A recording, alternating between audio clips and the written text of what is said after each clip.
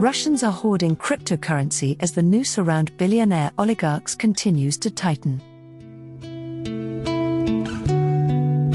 This week, Russia began a cryptocurrency boom as sanctions suffocate their economies.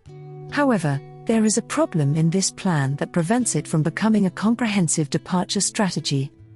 For billionaire Russian oligarchs, the going is about to become tougher. Previously, it was rather simple for them to conceal their money. Simply purchase a London football team and a super boat and relocate to Mayfair. Recent developments have shifted the rules of the game. Chelsea FC owner Roman Abramovich attempted to transfer his ownership of the club to a non-profit foundation in order to protect it from sanctions, but only days later, it is up for sale. The US and its allies have only recently begun their campaign against Russia's assets and banking system. This will exacerbate the difficulty of transferring money throughout the world, particularly for Russians who live outside the Russian Federation. Cryptocurrencies are introduced. While it is difficult to conceal a football club, concealing digital assets is considerably easier. On both sides of the conflict, volumes into Bitcoin and US dollar stablecoins, the cryptocurrency equivalent of the US dollar, increased this week. Russians are unmistakably attempting to circumvent sanctions and the ruble's demise. Russian ruble to Bitcoin trading volumes have risen to a 9-month high.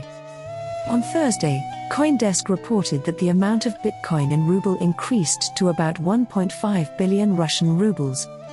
However, Russia is not the only country affected. Additionally, Ukrainians are purchasing cryptocurrencies at historic levels.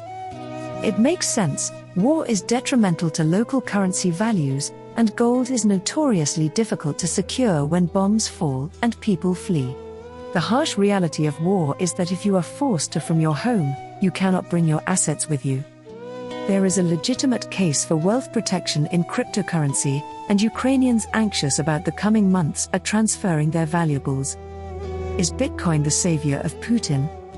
Is it possible that cryptocurrencies may evade sanctions against Putin? No. Russia exports approximately 5 million barrels of oil each day, valued at $0.5 billion. While the crypto market is capable of handling that volume, it is highly improbable that Russia's clients have that much cryptocurrency.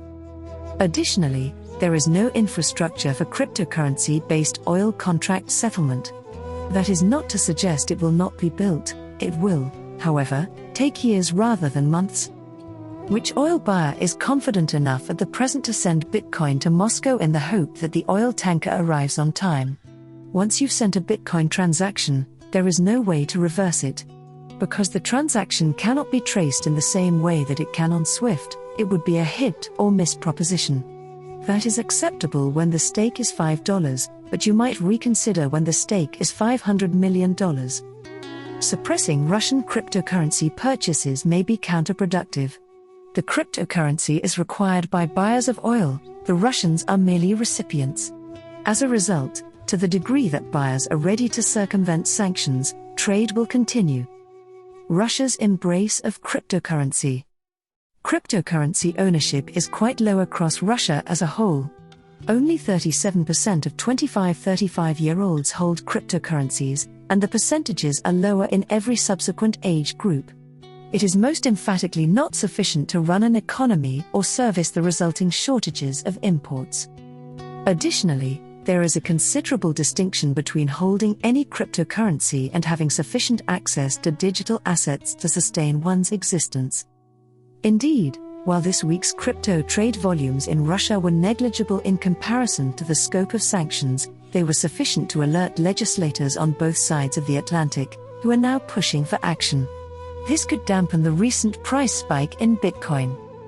The White House also weighed in, pleading with American exchanges for assistance in ensuring that cryptocurrency is not used to circumvent sanctions.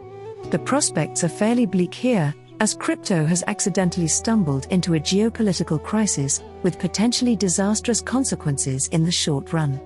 Especially for exchanges with a presence in the United States of America. However, both sides of the fight are making the longer-term case. Individuals desire self-sufficiency. Digital currency is advantageous for both oppressed and oppressor. Whether you agree or disagree, if something is useful, it will be utilized. Even those that we do not particularly care about. We can see the result in this week's increase in the Bitcoin price. The market is speaking, and as we will soon discover, governments will not like what they hear.